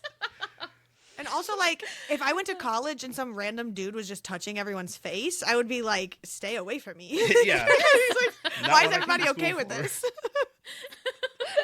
So, like, one of my favorite, I'll give an example, was just after Violet talked about Markham and how he likes to discredit, deflect, and distract.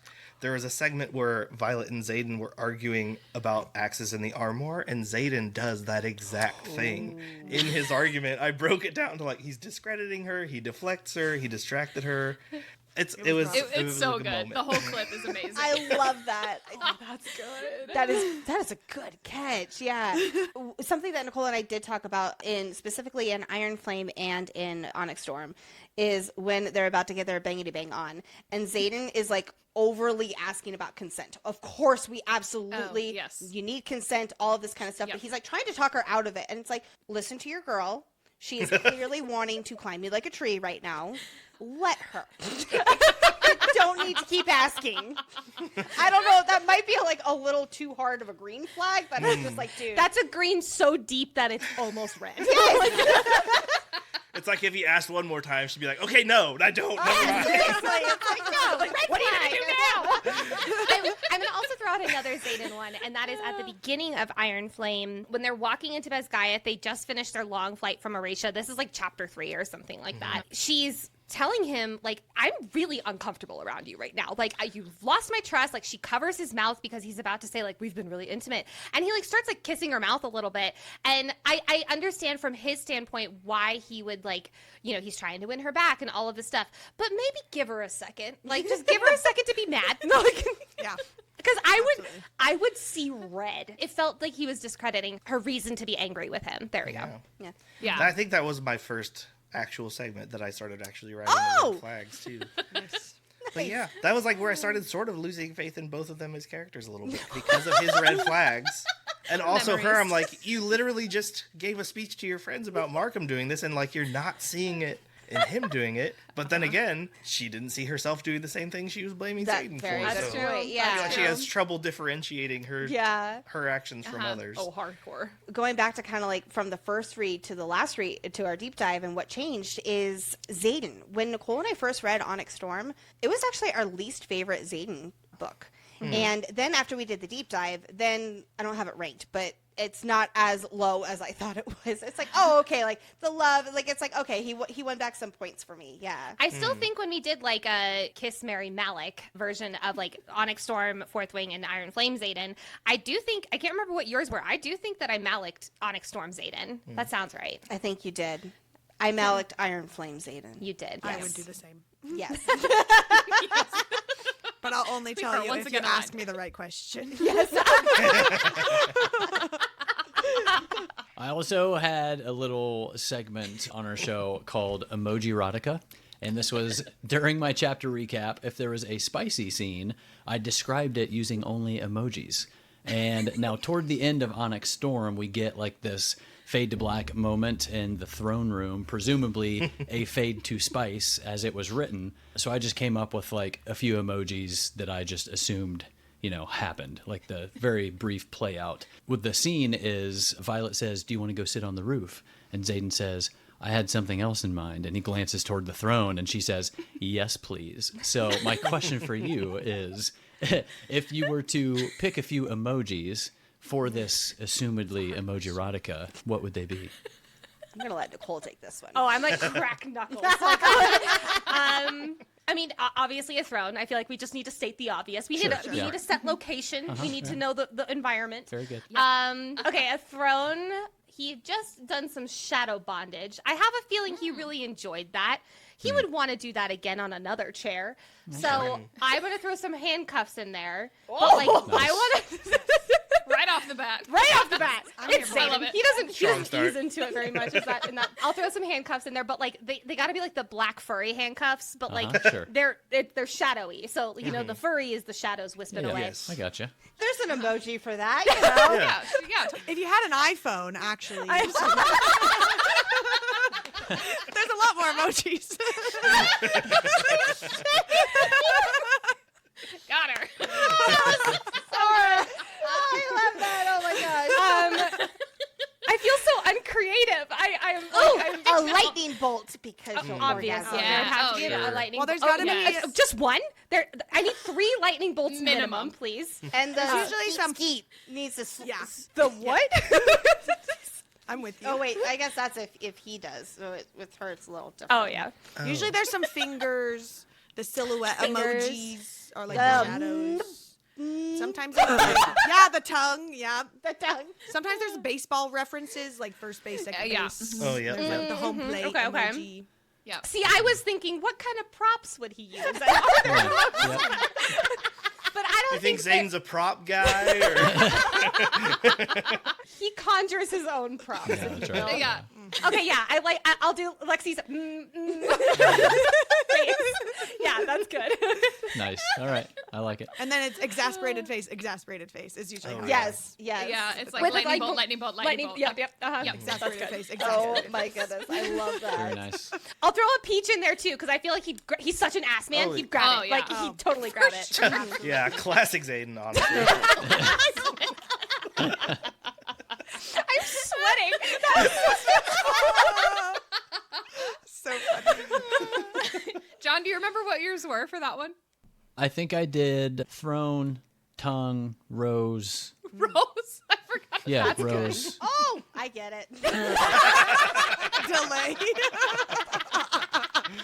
And I probably did wave, exasperated yep. face because she always That's good. describes the big Yes. O moment as Yeah. they came in waves. It's like, all right, literally every time. Now I'll never be able to go to the beach and like ride a wave again. Thank you very much for that. Appreciate it. Okay, so we have one last question before we jump down into talking about EnchantiCon. We would love to know, especially after so many months of pouring all of your hard work and love and hype into this series, what is your favorite thing about Rebecca Yarros' writing? She is a master of Easter eggs and also sentences that you think are Easter eggs, but you don't know if she's just messing with you or not. It's thanks to her writing that I learned to question every single sentence the author tells me. It was the second big series that I read after ACOTAR, and I feel like it wasn't until Empyrean that I really started getting into understanding foreshadowing and seeing how those little Easter eggs are laid in. So I'd say definitely her ability to weave in an Easter egg in a way that, unless you're parsing through the text for hundreds of hours like the 6 of us do, it's hard to find them. And I love that. That's definitely my number one as well, especially because we've read so many books since then, and it still continues to be the best well done, or among the top ones that have been done, because it is, like, it seems like it might be easy, but, like, knowing how and when, like, when you map out a story like that, and then being able to weave in those kind of Easter eggs and foreshadowing so well into the plot where the reader might not even recognize it until they do a reread, or I think that's a big reason why the series has blown up the way it has, is because people have so much fun theorizing and parsing over all of the words and everything like that, is because you know that there is value there. If we try to do that with so many other books, the internet would kind of laugh at us, right? And with her, it's like, oh my gosh, like, you could say the craziest, wildest theory, and who knows, it could be, Kyle saying something and it turns out to be true, right? So Kyle, I've heard way crazier theories than anything you have said today, I promise. But like, so I say that, but I'll say also the way that she's really great at balancing world building, story, and character. Yeah. I feel like those are kind of the three big pillars to these books, and they all, of course, like kind of come together to create the story, but there is like that plot. There's like the plot, there's characters, and then there's the lore. And sometimes it feels like really heavy on one, sometimes it feels like you don't even know what's going on between the three of them, and I think that she really wonderfully executes that in her writing with that wonderful balance and making you feel like you have a great comprehension of all three of those as you're continuing on reading. She's the best. Yeah. She's really good. All right. Well, we are switching gears to talk about EnchantiCon 2025. For those who haven't heard yet, EnchantiCon is a new fantasy convention taking place in St. Louis, Missouri on August 15th through 17th. And all 6 of us are going to be there in person together. The 4 of us from Between Pages and Friends will be attending as event influencers and hosting a Fandom Foundations for the Throne of Glass series. And Fantasy Fangirls is an official podcast partner hosting all kinds of fun things. And we are just so excited to meet you two in real life and a ton of our friends and our Patreon family and just this incredible book community and bringing it all together. So we would love to hear like your experience from LeakyCon and maybe like some of the stuff you have planned for this year's programming, or I don't know, all the things you're excited for. Definitely. So a little bit of context is last year was the last year that Mischief managed, which is the event company that puts all these on. They do quite a few other conventions as well, like Romance Con, Broadway Con, etc. So their main one was LeakyCon, celebrating Harry Potter and the world that it had. I think it was the 11th Something last like that. year, It was something like that. Yeah, double digits for double sure. digits. And it was also the last one because as the fantasy genre continues growing, as things associated with Harry Potter, like its author, people don't like that anymore. Very understandably, they were really wanting to encompass a larger just fantasy in general. And so that is where they came up with EnchantiCon. So this is going to be the first EnchantiCon, but it is kind of an evolved LeakyCon. That's the word I'm looking for. Evolved LeakyCon here. So being a part of the last LeakyCon last year was, even though we had not been part of it before, it was really emotional because so many people, both attendees and guests, have Volunteers have been part of this for years and years and years. And it really is a family. And so just kind of like the sentiment throughout the whole event, both with it being, I don't want to say sad because it was the last one, but very much embodying the sense of community, the sense of inclusivity, all of that.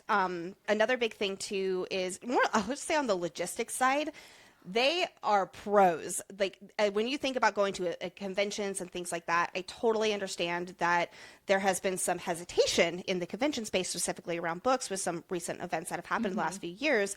You do not have to worry about that whatsoever with Mischief Managed. Oh my gosh, like they put on, it is like they know how to put on a convention, and it is absolutely phenomenal. Yeah, Nicole, that's more like the logistics side, but what else do you have to add? Well, I'll speak from our experience last year. So we, as Lexi and I, long before Fantasy Fangirls, were huge fans of LeakyCon. It was a dream situation for us to ever go as even attendees. When we started Fantasy Fangirls and we started getting approached by conventions, we were like, do you think we could do LeakyCon? No, there's no way. Like, We there's didn't no even way. apply We didn't even because apply we for didn't them. think that we would be asked to And then say yes. the incredible talent coordinator, Leah, reached out to us, and we called each other and cried on the phone together for a good while. And it was everything we expected and more times a million. It was such a fun family. They were so kind. We ended up going to other events. There was a concert by Star Kid that I just absolutely freaked out. My little Harry Potter musical heart was just in heaven. It was so fun. And one of the things as we're looking into this year is that we're so excited for is like these epic game nights. And like we're so stoked for It's that. very interactive because Very there are interactive. some conventions that it's like kind of going to panels, going to sessions. And while that absolutely is weaved into EnchantiCon, it's not like, I'll say, like at the forefront. It's very community driven, and we absolutely love that. And it's something that is absolutely wonderful about this here. And because they have like workshops and they have like Concerts. And of course there's like the big ball, but like that's only one of many things. For instance, last year, it was one of the very last things on Sunday afternoon. We thought most people were going to be going home by now. And so we just put on a multi-fandom trivia. The room was standing room only. It was a gigantic room. There were probably like 300 people in this room. my God. And Nicole and I had like 100 pieces of paper because we had no idea that many people. Yeah, we're like, sorry, everybody, you got to team up here. And it just like the excitement and the enthusiasm and like, and it was like the final day of the convention. Usually things are kind of dying down by then, but not with them. And I'll also throw out, it was our very first live show we ever did. And we were so excited to be in the main room doing our live show. And Lexi and I were backstage, like shaking, absolutely terrified, completely like struck. And so we run out on stage. It was like this awesome, really cool experience. And we started doing our welcome, welcome, welcome. And then the crowd started doing it with us. And that was a moment where we looked at each other and it was like, oh, we will never forget this day. Like that was awesome. I get chills thinking about it. Yeah. I'll say this too, like the other guests are really fantastic too. We had the experience to go into like the green room for like the featured guests, and we were just sitting there with Bran from Game of Thrones, just watching football. Soccer. Yes, sorry, football in their terms. Yes, soccer, and just hanging out. And then like Ginny Weasley is at the other table, and I made a joke to Victor Crumb. I'm saying their character names because and it fell a little flat and I was embarrassed, but it's okay. He was very nice. And like Chris Rankin, who plays Percy Weasley, like we're friends on social media now, and his fiance, I'm sure now wife, like loves these books too, and she's been listening to the podcast. It's just like it's like such a big family, and like so many of them have been to this multiple years, and they have so much fun. And anyway, it's very community driven. That's getting me so excited. Yes, I'm so excited. So you're doing a live show this year. You're doing trivia this year. Do you have other stuff that's like on the program? You're doing some meet and greets? We're doing some meet and greets. We're also doing a Tropes 101 panel where we're going through different tropes and talking about things associated with it and stuff like that. And even some book recommendations too. Yep. And then Hayden, our executive producer, aka Sanity Manager, is hosting an All Things Cosmere universe of Brandon Sanderson. He is so excited. He is so on it with all of the Brandon Sanderson stuff. And so that is going to be really, really fun. I know there's more and I've completely forgotten it. Pulled up the schedule for us. Thank you, God. Yes. So Friday live show, meet and greet, multi-fandom trivia during the game night. And then we have another meet and greet on Saturday. I wouldn't be surprised if we ended up joining a panel or two, but that has not been discussed yet. We have no idea. We don't know. That is an email. We literally show up to these things and it's like, just tell us where you need us. Where do you need us to go? And then Sunday is the Cosmere 101. So it's actually going to be spoiler free for people who might be introduced to Brandon Sanderson's work. And it's very lore heavy. I don't know if any of you have read like Mistborn or something like that. But it's really, really well done world building, but it's very dense, kind of like a little bit Throne of Glass, Crescent City-esque. So anyway, so he's doing that. And then we have another meet and greet on Sunday too. Yep. And then where you guys are doing a live show? So ours is similar to Hayden's. We'll be doing like the Throne of Glass Fandom Foundation. So that will also be spoiler free, but we'll be talking about all the controversial reading things and tandem or not tandem read or not. Yeah. To tandem read or not. When is that? If we're able to, I'd love to attend it. Yes. I wish we knew. We'll let you know when we know. Keep an eye out. Sounds good. Oh, also, I am so excited for where it's at too. It's so pretty. It looks like a castle, and yeah, it's gonna be fun. Yeah, and it's one of our favorite bookstores is the Novel Neighbor, which is in St. Louis, and it'll be like really close to the venue as well. So we would love to like hop over and visit if we have time. Yeah, I'm really excited for this year because they are going to be bringing in so many more authors. Again, like really evolving it to be more inclusive of fantasy and specifically a little bit more romantasy. Yeah. And so I'm really excited to see the authors and how they're incorporating more reading instead of just like one fandom. Yeah. So excited! Yeah, well, we're super pumped to see you guys at the EnchantiCon and dance and sing at the EnchantiCon ball. Yeah. Just really briefly, what's next for Fantasy Fangirls? If you have some things you got going on this year, planned for the year on and off the pod? I'll do on the pod. You want to do off the pod, Lex? Sure. Or we can swap it. You do on the pod, I'll do off the pod. I'm going to a concert in June. What's for dinner tonight? Come on, let us in. On the pod, okay. Oh, like on and off the actual pod. You okay, go. sorry. On the pod. We are right now deep diving the Kindred's Curse saga. And in fact, knowing that this goes out on June 4th, we will have just dropped our final episode of Spark of the Everflame, episode 5. Awesome. And then we are going to be going right into Glow of the Everflame. And then after we cover Glow, we'll go into Heat of the Everflame. And then we will wait until Burn comes out, and then we will cover Burn. Besides that, we actually don't know exactly what we're going to be covering afterward. We do have a very, very short list and some plans, but there's too many balls in the air right now, and we're all just waiting for ACOTAR 6's announcement, right? Yes. Yep. Yeah, so that's kind of like as far as on the deep dive side of things. We also have some really fun bonus episodes coming up here soon too, where we are bringing on a few other content creator guests, and we're going to be doing a little bit more leaning into book recommendations and a little bit more like general bookish talk, just because we love shooting the shit, right? And it's not in the nature of our deep dive, so we're trying to incorporate that a little bit more here.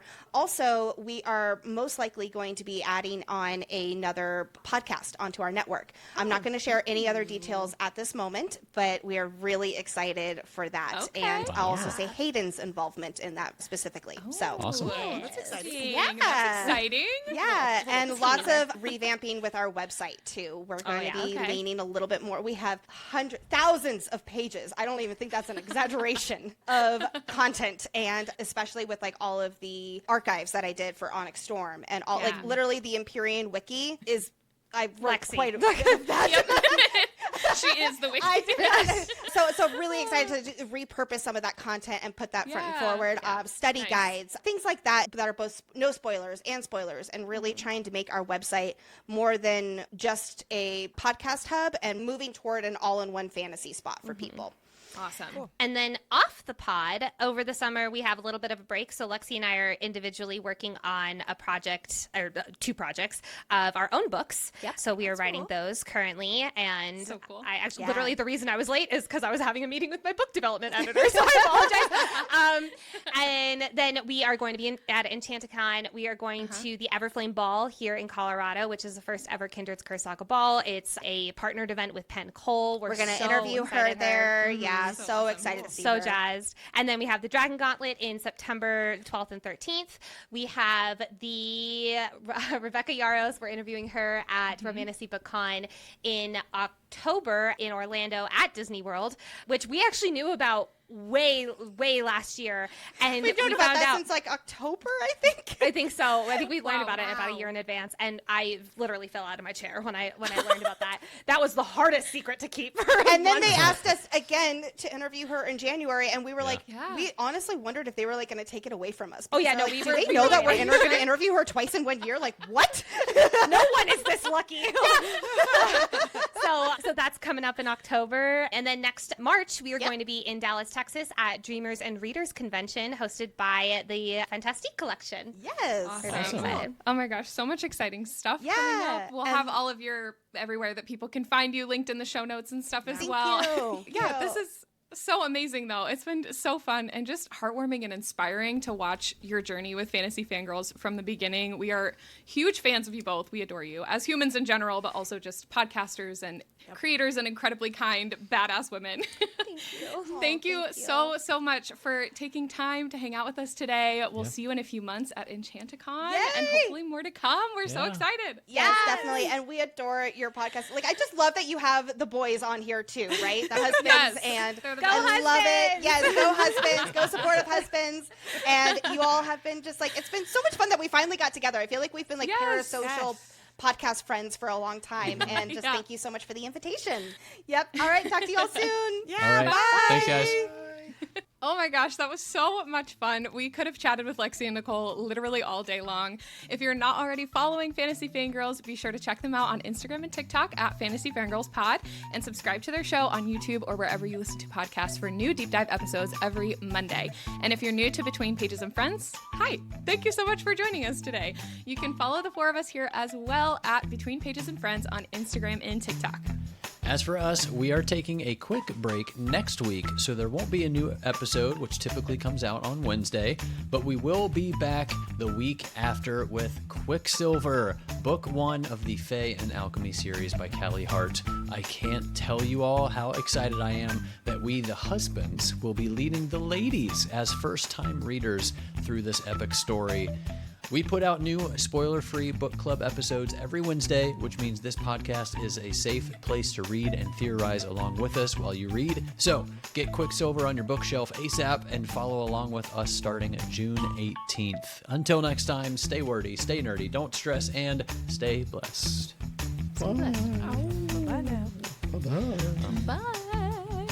Yeah, gotta dance it out. Around the world. Dance it Okay. All right. You missed out, Kyle. There's a whole dance party. Oh, got the shoulders going. Oh, Shimmy, oh, shimmy. oh, oh. Okay. Bye. See ya.